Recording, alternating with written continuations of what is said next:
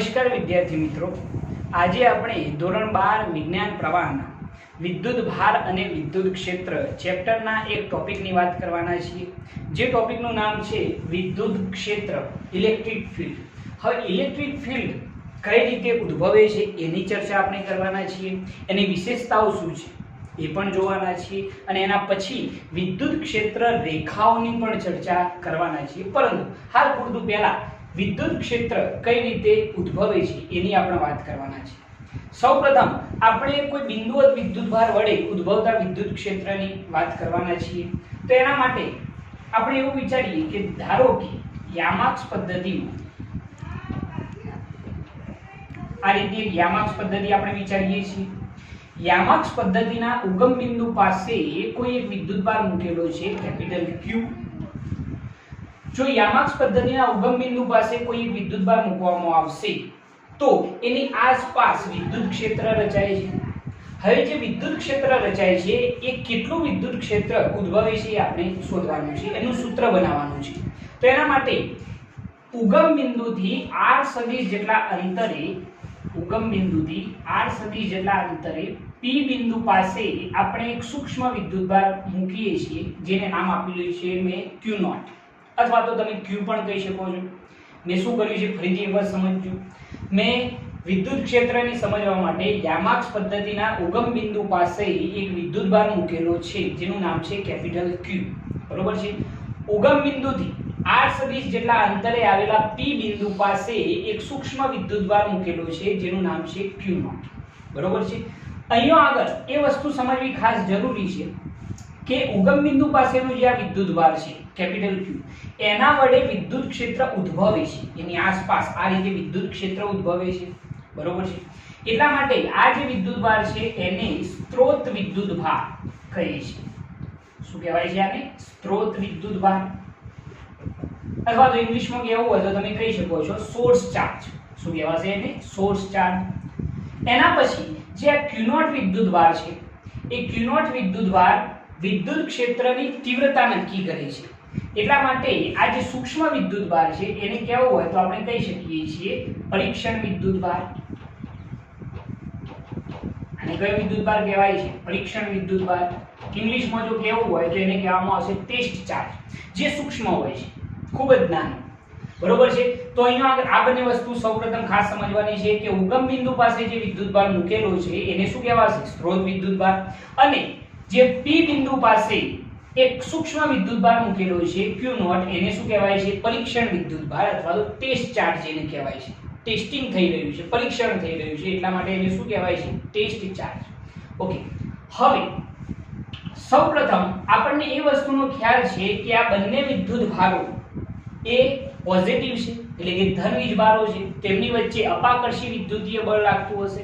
તો સૌપ્રથમ Q વડે Q0 પર લાગતું અપાકર્ષી વિદ્યુતીય બળ કઈ દિશામાં હશે? આ દિશામાં હશે, કારણ કે આ બંને એકબીજાને અપાકર્ષે છે, એટલે અપાકર્ષી વિદ્યુતીય બળની દિશા આમ હશે, આ દિશામાં હશે।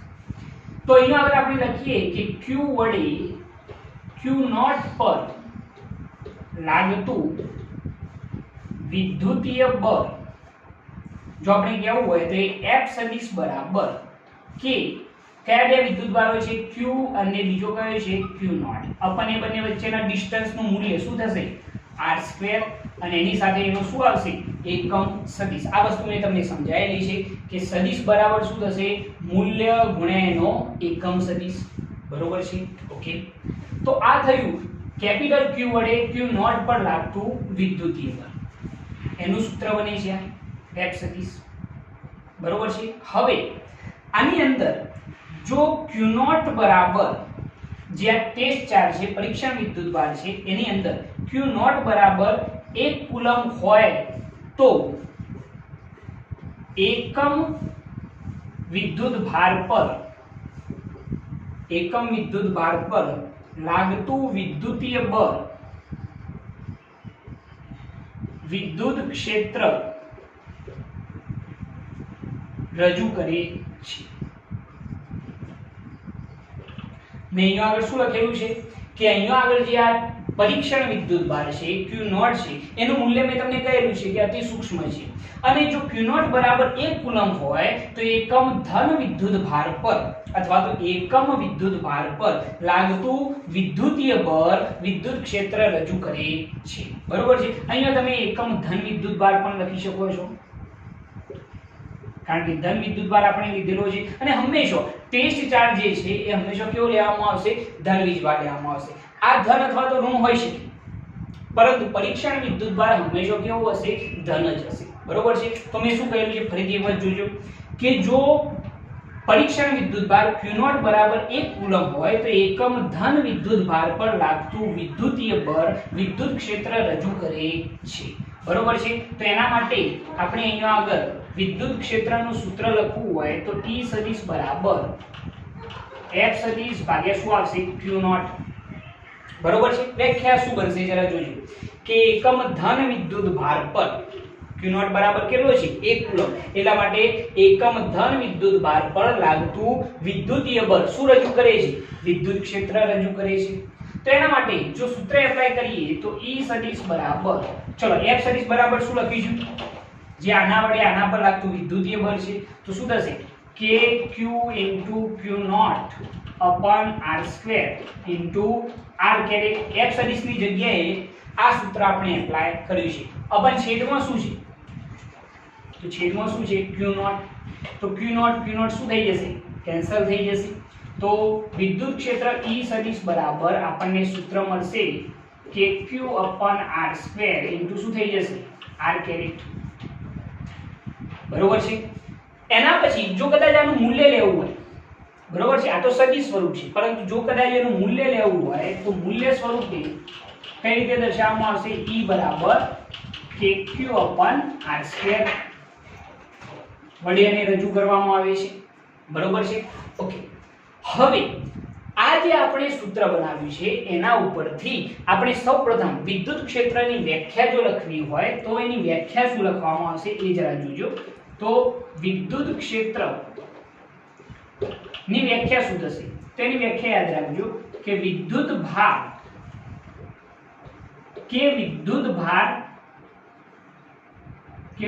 ભારના તંત્રની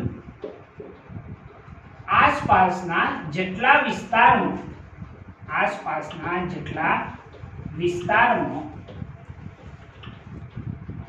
તેની અસર પ્રવર્તમાન હોય તે વિસ્તારને વિદ્યુત ક્ષેત્ર કહે છે। મેં વ્યાખ્યા શું લખેલી છે વિદ્યુત ક્ષેત્રની ફટાફટ જોજો ફરીથી। વિદ્યુત ક્ષેત્ર કોને કહેવાય તો વિદ્યુત ભાર કે વિદ્યુત ભારના તંત્રની વિદ્યુત ભાર હોય અથવા તો વિદ્યુત ભારોનું તંત્ર હોય તો વિદ્યુત ભાર કે વિદ્યુત ભારના તંત્રની આસપાસના જેટલા વિસ્તારમાં તેની અસર પ્રવર્તમાન હોય તે વિસ્તારને શું કહે છે વિદ્યુત ક્ષેત્ર કહે છે। દાખલા તરીકે હું છું સપોઝ વિચારો કે હું વિદ્યુત ભાર છું તો મારી અસર આ ક્લાસરૂમ પૂરતી મર્યાદિત છે તો જેટલા વિસ્તારમાં મારી આ અસર પ્રવર્તમાન હોય એ વિસ્તારને મારું શું કહેવાશે વિદ્યુત ક્ષેત્ર કહેવાશે બરોબર છે। તો આ વિદ્યુત ક્ષેત્રની વ્યાખ્યા થઈ। એના પછી જો વિદ્યુત ક્ષેત્રની તીવ્રતા કેવી હોય તો વિદ્યુત ક્ષેત્રની તીવ્રતા એની વ્યાખ્યા શું લખવામાં આવશે એ જરા જોજો। તો વિદ્યુત ભાર કે વિદ્યુત ભારના તંત્રની અંદર એકમ ધન વિદ્યુત ભાર પર અથવા તો એમ કહીએ વિદ્યુત ભાર કે વિદ્યુત ભારના તંત્રની અંદર કોઈ બિંદુ પાસેના એકમ ધન વિદ્યુત ભાર પર લાગતા વિદ્યુતીય બળને વિદ્યુત ક્ષેત્રની તીવ્રતા કહે છે। વ્યાખ્યા સરસ બની ગઈ છે મિત્રો જરા જોજો। અહીંયા આગળ વ્યાખ્યા શું લખેલી છે કે વિદ્યુત ક્ષેત્રની તીવ્રતા કોને કહેવાય છે ઇલેક્ટ્રિક ફિલ્ડની ઇન્ટેન્સિટી જે કહેવાય છે ઇંગ્લિશમાં એ કોને કહેવામાં આવશે તો વિદ્યુત ભાર કે વિદ્યુત ભારના તંત્રની અંદર કોઈ બિંદુ પાસેના એકમ ધન વિદ્યુત ભાર પર લાગતા વિદ્યુતીય બળને શું કહે છે? વિદ્યુત ક્ષેત્રની તીવ્રતા કહે છે. બરોબર છે. કોઈ પણ આ વિદ્યુત ભાર અથવા તો વિદ્યુત ભારોનું તંત્ર એની અંદરના કોઈ બિંદુ પાસે એકમ ધન વિદ્યુત ભાર પર લાગતા વિદ્યુતીય બળને વિદ્યુત ક્ષેત્રની શું કહેવાય છે? તીવ્રતા કહે છે. ઓકે, એના પછી જો બીજો એક પોઈન્ટ આપણે આની અંદર સમજવો હોય તો આપણે શું સમજીશું એ જરા જોજો કે આપણે જે આ વિદ્યુત ક્ષેત્રનું સૂત્ર મેળવ્યું છે E સદિશ બરાબર F સદિશ upon Q, એના ઉપરથી બીજી કેટલીક માહિતી આપણને મળી શકે છે. એ માહિતી શું છે જરા જોજો. તો સૌપ્રથમ વિદ્યુત ક્ષેત્રનો જો SI એકમ લખવો હોય તો SI એકમ શું રજૂ કરી શકાય? તો આપણે જાણીએ છીએ કે E બરાબર આપણે સૂત્ર શું લખ્યું છે? F upon Q. તો SI એકમ લખવો હોય તો શું બનશે? બળનો એકમ કયો છે? ન્યૂટન. અને વિદ્યુત ભારનું શું થાય? કુલમ. તો ન્યૂટન પ્રતિ કુલમ અથવા તો વોલ્ટ પ્રતિ શું લખવામાં આવે છે? મીટર. બરોબર છે. અથવા તો વોલ્ટ ઇન્ટુ મીટરની માઈનસ 1 પણ લખી શકો છો. બરોબર છે. ઓકે, SI એકમ લખ્યા પછી જો પારિમાણિક સૂત્ર લખવું હોય તો પારિમાણિક સૂત્ર શું બનશે? તો આપણે જાણીએ છીએ કે આ રહ્યું સૂત્ર. બળનું પારિમાણિક સૂત્ર શું બને છે? m1L1T-2. બરોબર છે. અને વિદ્યુત ભારનું શું થશે? A1T1. જો સાદુરૂપ આપીએ તો પારિમાણિક સૂત્ર શું બની જશે? m1L1T-3, કારણ કે t ની એક ઘાત અંશમાં જાત કેવી થાય? માઈનસ થશે. અને a ની એક ઘાત જો અંશમાં જશે તો એ પણ માઈનસ થઈ જશે. આવા ક્વેશ્ચન તમારે MCQ ની અંદર બોર્ડ લેવલે પૂછાઈ શકે છે, એટલે ખાસ તમારે એને સમજવાનો રહેશે. તો આ જે થયો એ વિદ્યુત ભારનો SI એકમ છે અને આ જે છે એ વિદ્યુત ક્ષેત્રનું પારિમાણિક સૂત્ર છે. તો ઓલ ઓવર આપણે જે આ થિયરીની અંદર સમજ્યા છીએ એ શું સમજ્યા છીએ જરા સમજજો કે વિદ્યુત ક્ષેત્ર સૌપ્રથમ કઈ રીતે રજૂ કરી શકાય. તો એના માટે મેં શું વિચારેલું છે? મેં યામાક્સ પદ્ધતિમાં કોઈ એક વિદ્યુત ભાર ઉગમ બિંદુ પાસે મૂકેલો છે જેને શું નામ આપેલું છે? સ્ત્રોત વિદ્યુત ભાર. શું નામ આપેલું છે? સ્ત્રોત વિદ્યુત ભાર, અથવા તો એને શું કહેવાય છે? Source charge. શું કહીશું આને? Source charge. ઉગમ બિંદુથી r સદિશ જેટલા અંતરે p બિંદુ પાસે કયો વિદ્યુત ભાર મૂકેલો છે? Q0 અથવા તો Q પણ તમે કહી શકો છો. એને આપણે શું નામ આપેલું છે? પરીક્ષણ વિદ્યુત ભાર. બરોબર છે. આને સ્ત્રોત વિદ્યુત ભાર કેમ કહેવાય? કારણ કે આ વિદ્યુત ભાર જે છે એ વિદ્યુત ક્ષેત્ર ઉત્પન્ન કરે છે, એટલા માટે એને શું કહેલો છે? સ્ત્રોત વિદ્યુત ભાર કહેલો છે. અને Q0 જે છે એ વિદ્યુત ક્ષેત્રની તીવ્રતા નક્કી કરે છે, એટલા માટે એને શું કહેવાય છે? પરીક્ષણ વિદ્યુત ભાર કહે છે. ઓકે, હવે આપણે જાણીએ છીએ કે Q વડે Q0 પર કંઈક ના કંઈક વિદ્યુતીય બળ લાગવાનું છે. તો એને લખેલું છે કે Q વડે Q0 પર લાગતું અપાકર્ષી વિદ્યુતીય બળ. અપાકર્ષી હશે ને, કારણ કે આ ધન વીજભાર છે અને આ પણ ધન વીજભાર છે, તો બંને વચ્ચે કયું બળ લાગવાનું? અપાકર્ષી વિદ્યુતીય બળ. આને દૂર ધકેલશે. બરોબર છે. તો Q વડે Q0 પર લાગતું વિદ્યુતીય બળ F સદિશ બરાબર K Q into Q0 upon R2 into શું થઈ જશે? R કેરેટ, કારણ કે મેં સદિશ સ્વરૂપ બતાવેલું છે. બરોબર છે. ઓકે, હવે જો Q0 બરાબર 1 કુલમ હોય, બરોબર સમજજો કે આ Q0 બરાબર જે સૂક્ષ્મ વિદ્યુત ભાર છે, જો એ Q0 બરાબર 1 કુલમ હોય તો એકમ ધન વિદ્યુત ભાર પર લાગતું વિદ્યુતીય બળ વિદ્યુત ક્ષેત્રને રજૂ કરે છે. યાદ રાખજો કે જો આ Q0 બરાબર આપણે 1 કુલમ મૂકી દઈએ તો એકમ ધન વિદ્યુત ભાર પર લાગતું વિદ્યુતીય બળ કોને રજૂ કરે છે? વિદ્યુત ક્ષેત્રને રજૂ કરે છે. એના ઉપરથી મેં અહીંયા એક સૂત્ર લખેલું છે કે વિદ્યુત ક્ષેત્ર E સદિશ બરાબર શું લખેલું છે? F સદિશ બાય Q0. બરોબર છે. એકમ ધન વિદ્યુત ભાર પર લાગતું વિદ્યુતીય બળ શું રજૂ કરે છે? વિદ્યુત ક્ષેત્ર રજૂ કરે છે. તો E સદિશ બરાબર F સદિશની જગ્યાએ આ સૂત્ર ભાગે છેદમાં શું આવશે? Q0. Q0 શું થઈ જાય? કેન્સલ થઈ જશે. તો વિદ્યુત ક્ષેત્ર E સદિશ બરાબર સૂત્ર શું બન્યું કે Q upon R2 into શું થઈ જશે? R caret. બરોબર છે. એના પછી જો એનું મૂલ્ય રજૂ કરવું હોય તો E બરાબર શું લખાય? ખાલી કે Q upon R2. બરોબર છે. એના પછી એનો SI એકમ શું થશે? તો આ સૂત્ર છે. SI એકમ લખવું હોય તો શું થાય? ન્યૂટન પર કુલમ અથવા તો વોલ્ટ પ્રતિ મીટર. અને પારિમાણિક સૂત્ર શું થાય? તો બળનું શું થાય? m1L1T-2 અને વિદ્યુત ભારનું શું થશે? A1T1. સાદુરૂપ આપીએ તો પારિમાણિક સૂત્ર શું બની જાય? m1L1T-3 A-1. બરોબર છે. ઓકે, આની અંદર આપણે વિદ્યુત ક્ષેત્રની વ્યાખ્યા લખેલી છે. વ્યાખ્યા યાદ રહેશે ને? વ્યાખ્યા શું કહેલી છે મેં લખી હતી હા, કે વિદ્યુત ભાર કે વિદ્યુત ભારના તંત્રની આસપાસના જેટલા વિસ્તારમાં તેની અસર પ્રવર્તમાન હોય એ વિસ્તારને શું કહે છે? વિદ્યુત ક્ષેત્ર કહે છે. વ્યાખ્યા યાદ રાખજો જે મેં આગળ લખી હતી. બરોબર છે.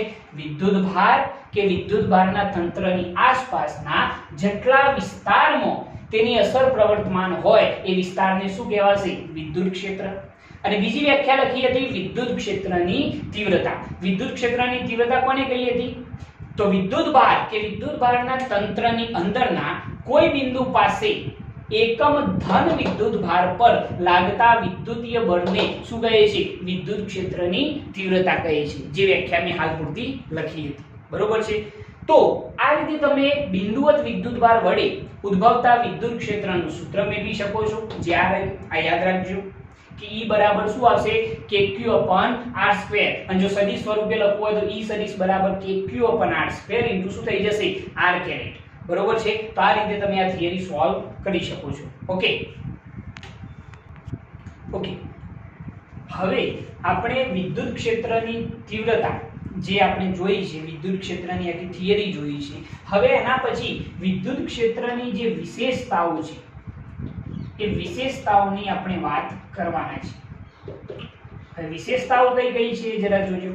સૌપ્રથમ પહેલી વસ્તુ કે આ જે q વિદ્યુત ભાર છે એને શું કહેવામાં આવે છે? સ્ત્રોત વિદ્યુત ભાર. અને q0 વિદ્યુત ભારને શું કહેવામાં આવશે? પરીક્ષણ વિદ્યુત ભાર. તો પહેલો પોઈન્ટ એ જ છે આપણો કે વિદ્યુત ક્ષેત્ર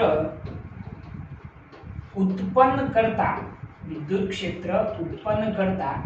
વિદ્યુત ભારને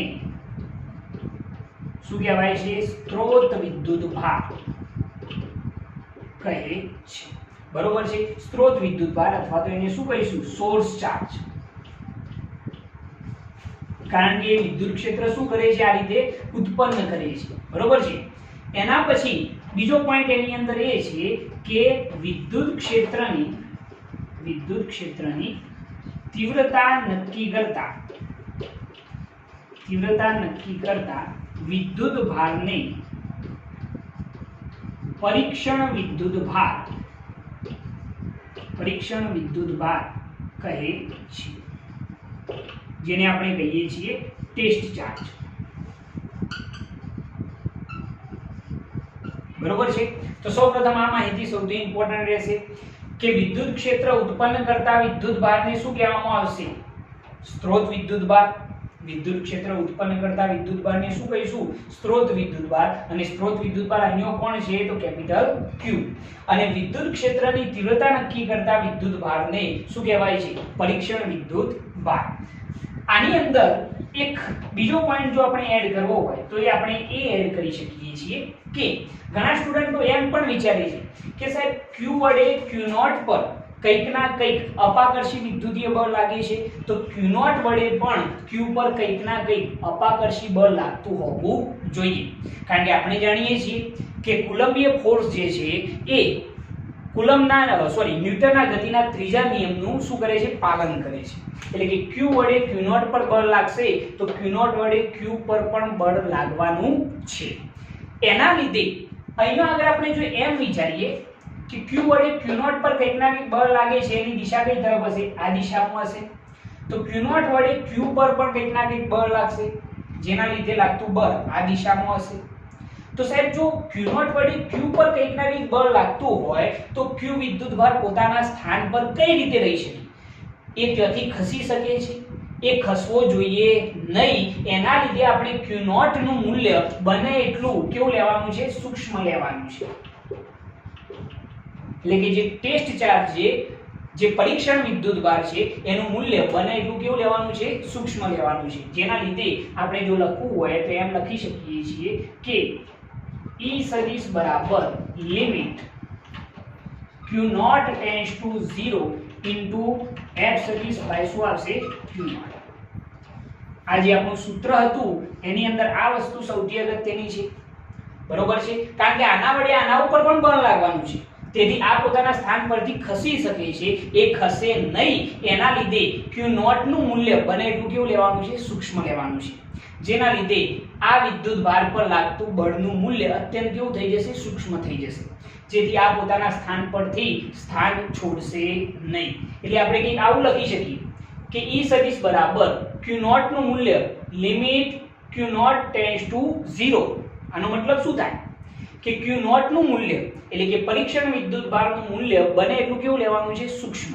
લગભગ શૂન્ય, પણ શૂન્ય નહીં. બરોબર છે? ઇન્ટુ F સદિશ બાય Q0. બરોબર છે? એના પછી બીજો પોઈન્ટ આપણો જે છે એ એવો છે કે વિદ્યુત ક્ષેત્ર પરીક્ષણ વિદ્યુત ભારથી કેવું હોય છે? સ્વતંત્ર હોય છે. વિદ્યુત ક્ષેત્ર જે છે એ પરીક્ષણ વિદ્યુત ભારથી બિલકુલ કેવું હોય છે? સ્વતંત્ર હોય છે. કેમ? કારણ કે પરીક્ષણ વિદ્યુત ભારનું મૂલ્ય આપણે કેવું લઈએ છીએ? એકદમ સૂક્ષ્મ લઈએ છીએ. આપણે તમને યાદ હોય તો હાલનું સૂત્ર બનાવ્યું કે E બરાબર આપણને શું મળ્યું? કે Q/R². પરીક્ષણ વિદ્યુત ભાર કે આવતો જ નથી વિદ્યુત ક્ષેત્રમાં, એટલા માટે વિદ્યુત ક્ષેત્ર એ પરીક્ષણ વિદ્યુત ભારથી કેવું હોય છે? સ્વતંત્ર હોય છે. બરોબર છે? એના પછી ત્રીજો પોઈન્ટ એ આપણા માટે અગત્યનો રહેશે કે જો ધન વીજભાર હોય તો એના લીધે ઉદ્ભવતી વિદ્યુત ક્ષેત્ર રેખાઓ અથવા તો વિદ્યુત ક્ષેત્ર એ ત્રિજ્યાવર્તી કઈ તરફ હોય છે? બહારની તરફ હોય છે. ધન વીજભાર વડે ઉદ્ભવતું વિદ્યુત ક્ષેત્ર એ કઈ તરફ હોય છે? ત્રિજ્યાવર્તી બહારની દિશામાં હોય છે. અને જો ઋણ વીજભાર હોય તો વિદ્યુત ક્ષેત્ર રેખાઓ એ ત્રિજ્યાવર્તી અંદરની દિશામાં હોય છે.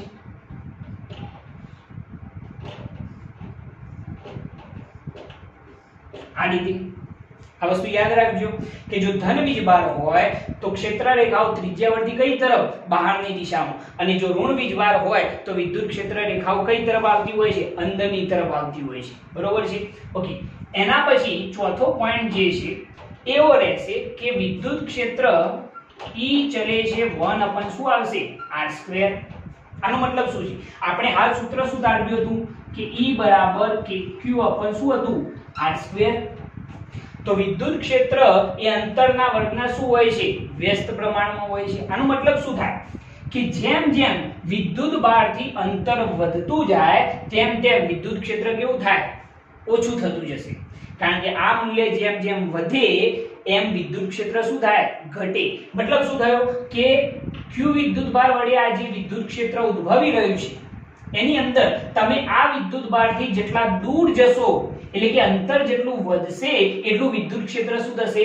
ઘટશે. એનો મતલબ આ છે કે વિદ્યુત ક્ષેત્ર એ અંતરના શું હોય છે? વ્યસ્ત પ્રમાણમાં હોય છે. જો આપણે એનો આલેખ દોરવો હોય તો એનો આલેખ કંઈક આવો આવશે, આ રીતે. બરોબર છે? E વિરુદ્ધ R નો આલેખ છે. બરોબર? અને આની અંદર એક વસ્તુ ખબર પડી જશે તમને કે જેમ જેમ અંતર વધે છે એમ એમ વિદ્યુત ક્ષેત્ર શું થાય છે? ઘટે છે. બરોબર? અહીંયા લખવો તેમ લખી શકો છો તમે કે E ચલે છે 1/R². ઓકે. એના પછી પાંચમો પોઈન્ટ એ છે કે વિદ્યુત ક્ષેત્રનો સૌપ્રથમ ખ્યાલ કોને આપ્યો હતો? તો ફેરાડે આપ્યો હતો. આ વસ્તુ યાદ રાખજો કે વિદ્યુત ક્ષેત્રનો સૌપ્રથમ ખ્યાલ કયા સાયન્ટિસ્ટે આપ્યો હતો? તો ફેરાડે નામના સાયન્ટિસ્ટે આપ્યો હતો. બરોબર છે? આ રીતે તમે બધી જ વિશેષતાઓ જે છે આની એ તમે અહીંયા આગળ લખી શકો છો. બરોબર? તો સૌપ્રથમ પહેલી વિશેષતા કઈ છે? તો આ કયો ચાર્જ? સ્ત્રોત વિદ્યુત ભાર અથવા તો કયો ચાર્જ કહેવાશે? Source charge. અને આને શું કહેવાશે? ટેસ્ટ ચાર્જ અથવા તો પરીક્ષણ વિદ્યુત ભાર. બીજો, વિદ્યુત ક્ષેત્રની તીવ્રતા નક્કી કરતા વિદ્યુત ભારને શું કહેવાય? પરીક્ષણ વિદ્યુત ભાર. ઓકે. એની અંદર મેં તમને કહેલું છે કે પરીક્ષણ વિદ્યુત ભારનું મૂલ્ય બને એટલું કેવું રાખવાનું છે? નાનું. કેમ? કારણ કે આના વડે આના ઉપર બળ લાગશે જેથી આ પોતાના સ્થાનથી ખસી ન જાય. એટલે આનું મૂલ્ય બને એટલું કેવું રાખવાનું? નાનું રાખવાનું છે. બીજું, વિદ્યુત ક્ષેત્ર પરીક્ષણ વિદ્યુત ભારથી કેવું હોય? સ્વતંત્ર હોય. બરોબર છે? જે મેં તમને પહેલા સમજાવ્યું કે Q0 નું કઈ એટલું બધું મહત્વ રહેશે નહીં. બરોબર? એના પછી ત્રીજો કે ધન વીજભાર વડે ઉદ્ભવતું વિદ્યુત ક્ષેત્ર ત્રિજ્યાવર્તી કઈ તરફ? બહારની તરફ. અને ઋણ વીજભાર વડે ઉદ્ભવતું વિદ્યુત ક્ષેત્ર ત્રિજ્યાવર્તી અંદરની તરફ હોય છે. ચોથું કે વિદ્યુત ક્ષેત્ર એ અંતરના વર્ગના શું હોય વ્યસ્ત પ્રમાણમાં હોય છે, એટલે કે જેમ જેમ વિદ્યુત ભારથી અંતર વધતું જાય તેમ તેમ વિદ્યુત ક્ષેત્ર શું થાય ઘટતું જાય. અને વિદ્યુત ક્ષેત્રનો સૌપ્રથમ ખ્યાલ કયા સાયન્ટિસ્ટે આપ્યો હતો તો ફેરાડે નામના સાયન્ટિસ્ટે આપ્યો હતો. બરોબર છે. ઓકે, જો તમને અમારી આ ચેનલ પસંદ આવતી હોય તો અમારી આ ચેનલને લાઈક કરો, શેર કરો અને સબસ્ક્રાઇબ કરો અને બેલ આઇકન સ્ટાર્ટ કરો જેથી અમારા આવનારા વિડિયો તમને મળતા રહે. જય હિન્દ.